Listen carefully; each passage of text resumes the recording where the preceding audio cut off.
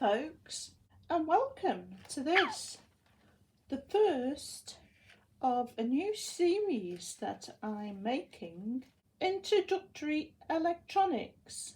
So I decided to make these videos because I've become interested in electronics because of my interest in animatronic and robotic models. But when I started to look at videos and books, I found them quite off-putting because there's an awful lot of stuff that authors tend to expect the reader to already know. Also, they tend to go into detail about things that you really don't have to know that are to do with physics. So I'm going to try and keep this as simple as possible, folks, to enable people to have access to this subject as much as possible. So in today's video, I'm going to talk about what I'm going to use to construct circuits and a piece of testing equipment, a multimeter, as well as introducing the concept of current and voltage. So what I'm going to use to construct the circuits are these sorts of components. I did a box opening of these recently. They're called snap circuits. So I did an unboxing of one of these snap circuit sets, but since then I got the same snap circuit set second hand for half the price off eBay. So as you can see, that enabled me to double up on components. And since buying that second set second hand, I found that there's other sets called hot wires. I'm not sure if it's the same. It looks like they look like the same manufacturer because they look identical, and I think they might be older versions. But anyway, you can get those cheaper still.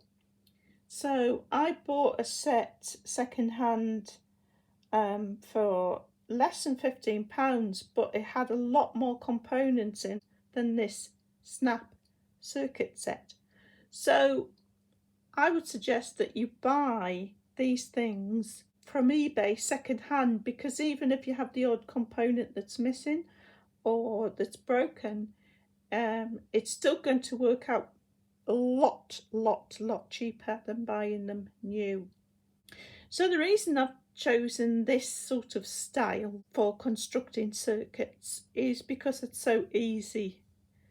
They've got snap fasteners on them, or press studs as we call them in the UK, to fix each component to the board that you're provided with. So you assemble your circuit on this sort of board. These components act as the wire, and it all just snaps together.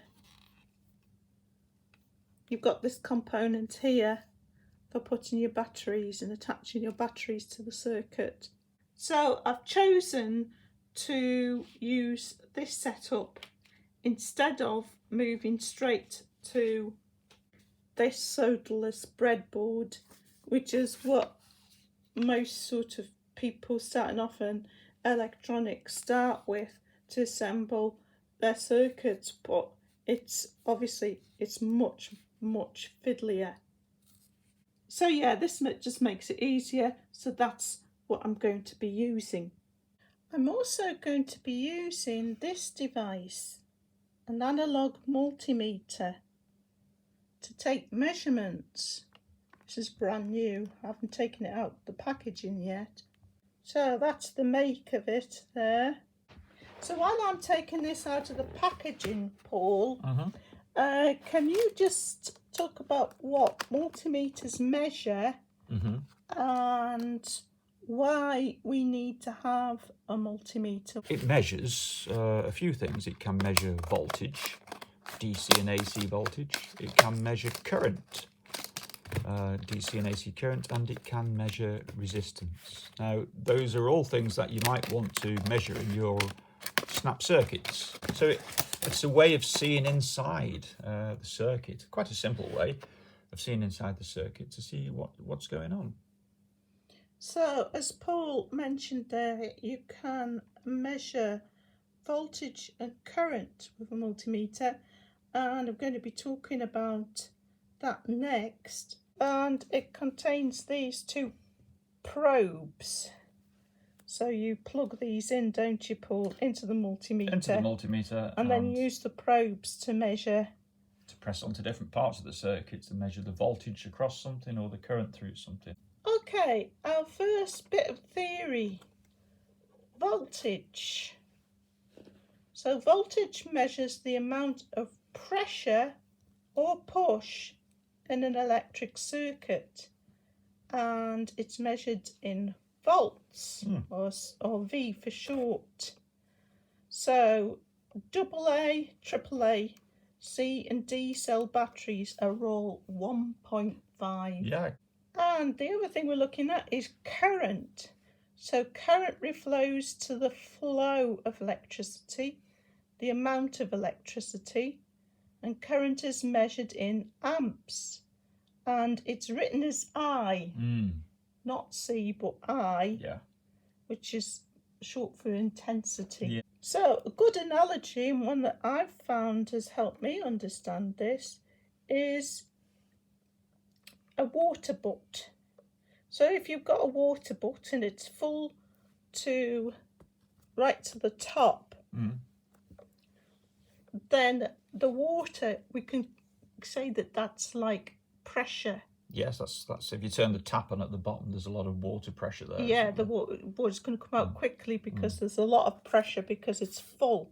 If you just add a little bit of water in, it would just drip out. Right, so the pressure is like the voltage. It's like the voltage in the circuit.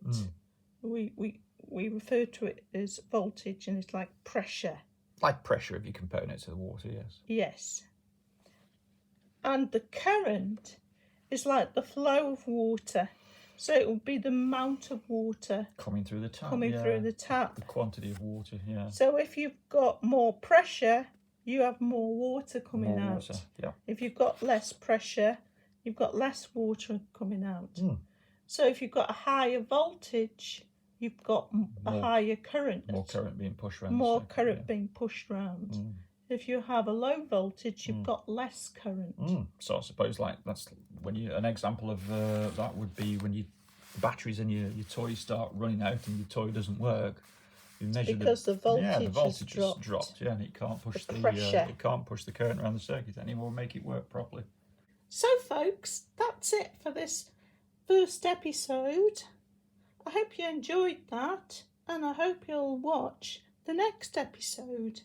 So in the next episode, we're going to make a simple circuit, and we're going to measure the current and the voltage, as well as looking at a little bit more theory. Thanks for watching as always, folks, and hope to see you next time.